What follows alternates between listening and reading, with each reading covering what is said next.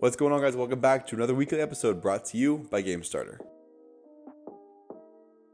My name is John. I'm here to bring you all the latest behind the scenes at Gamestarter, as well as news from around the broader crypto and NFT markets. This week, we of course have some initial offering updates, as well as some Dark Frontiers, exciting news in alpha, the usual market update, and some exciting NFT news that you're not going to want to miss. If you like this kind of content, if you like this style of video, please go ahead and smash that like button, subscribe to our channel, or if you have something to add, please drop it down below. Help us grow this channel, help us reach more people so we can continue growing the Gamestarter community and ecosystem. Our first bit of news that we just closed up the Ookeenga initial offering, and then the token is actually listing on both Bybit and PancakeSwap September 21st. While I don't have an initial offering to announce to you this week, we have many coming down the pipeline, and the team is hard at work getting those all lined up, and I can't wait to announce some more to you soon. One of the highlights of the week here at Gamestarter was the Dark Frontiers AMA that we hosted on Twitter, and so far nearly 800 of you have tuned in. I wanted to share a few of the points that were made during that AMA, but you can also go check out the full recording on the Dark Frontiers Twitter to get the full picture of what's going on behind the scenes. First of all, the team assured us that a ton of progress has been made on the game, even since we last saw it in the pre-alpha and influencer stream. There's also been a ton of progress made on the roadmap, and the developers assured us that everything is going to plan, and so far they're blowing through their Q3 goals. One of the big highlights and improvements in the game is the amount of customization that has been added to the playstyle and the characters that you're going to be able to control. This is one of the big suggestions for the community, and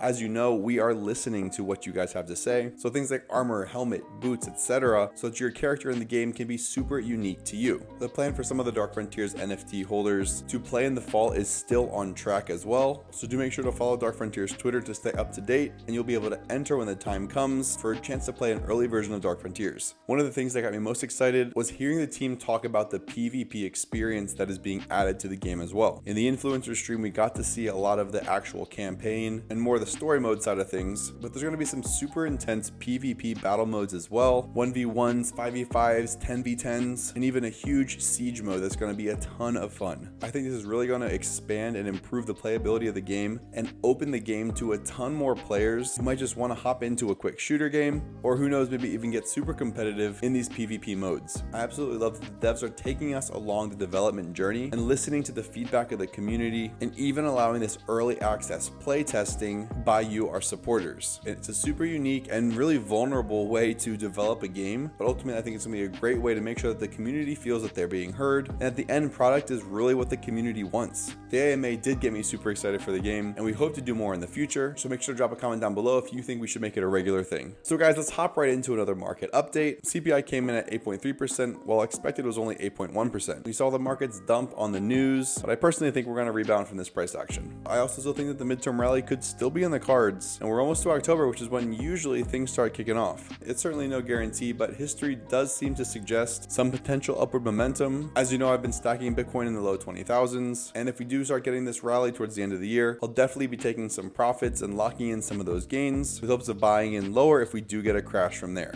And in what I would consider some pretty big NFT news, Starbucks is hopping on the NFT train by merging their reward system with blockchain tech through Matic. The Starbucks Odyssey program will reward loyal and repeat customers who use their NFTs through the system and grant them perks, coupons, free drinks, etc. Some are not so keen on the idea, but to me, if this program can be implemented well and prove to be a valuable addition to the Starbucks brand, it definitely seems like a positive and bullish indicator to me. Next, we've heard some negative reports about the GameStop NFT platform and how it was having a rough time. There's actually some really positive news, as the musical artist the Derevolutions just made 3 years of revenue on the NFT platform. They said they made that money in just 3 days, selling the artist's NFTs on the platform, where otherwise the middleman like Spotify would take way too much of a cut and just not give the same type of revenue stream to the artists themselves. Love seeing blockchain being put to good use, offering income and freedom to artists and other such users, and we hope to continue hearing more and more stories like this. And finally, we have a story that 2 AAA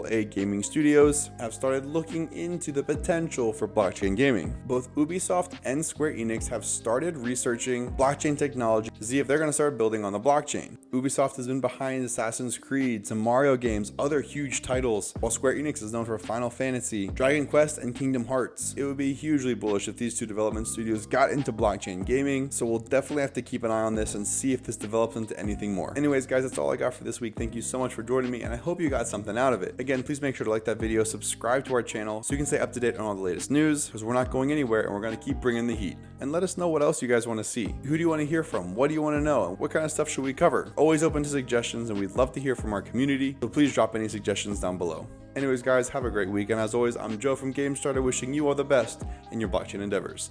Peace.